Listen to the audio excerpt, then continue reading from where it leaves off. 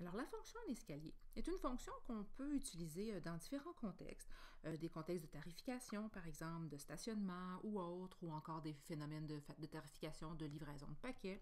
Il y a différents contextes là, où ça peut être utilisé.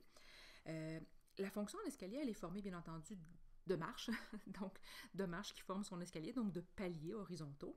Et ces différents segments horizontaux-là sont interrompus. Donc, ils ont un point de départ, un point d'arrivée, si on veut, et ils seront donc formés d'un point plein ou d'un point vide selon que le couple qui correspond à cet emplacement-là fait partie ou pas de notre fonction.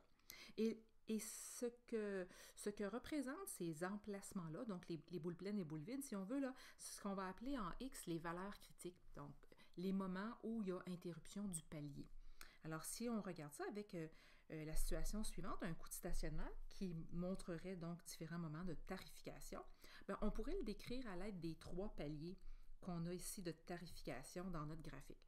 Donc, on verrait que notre stationnement, tout d'abord, est ouvert pendant 20 heures par jour, puisque la durée du domaine là, va vraiment de 0, x qui vaut 0 à x qui vaut 20 heures sur mon graphique.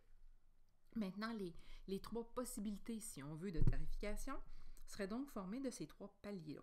Mes valeurs critiques, qu'est-ce qu'elles seraient? Ici, dans mon graphique, mes valeurs critiques, ce serait d'abord 2, puisque j'ai des emplacements. J'aurais 0 aussi, puisque j'ai une boule qui commence vis-à-vis de 0. J'en ai une à 2. J'en ai une autre ici à 12 et une à 20. Donc ici, ça serait des valeurs critiques qu'on observerait.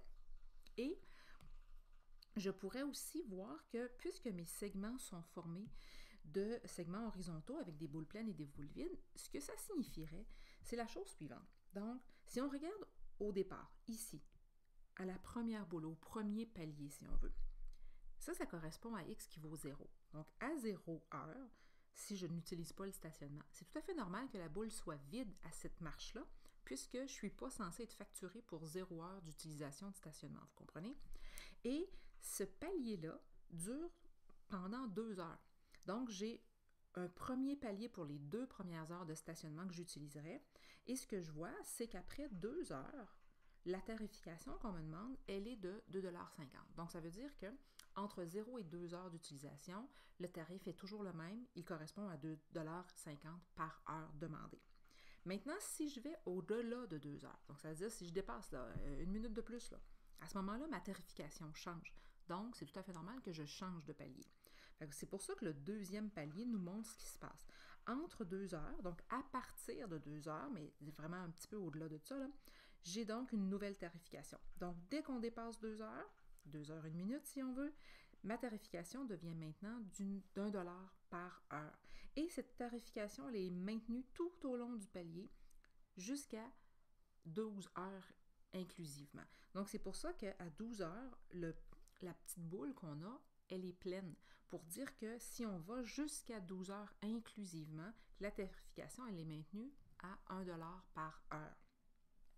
Et au-delà de 12 heures, jusqu'à 20 heures inclusivement, là, à ce moment-là, il n'y a plus de tarification, dans le sens où le coût demandé est de 0 $ par heure.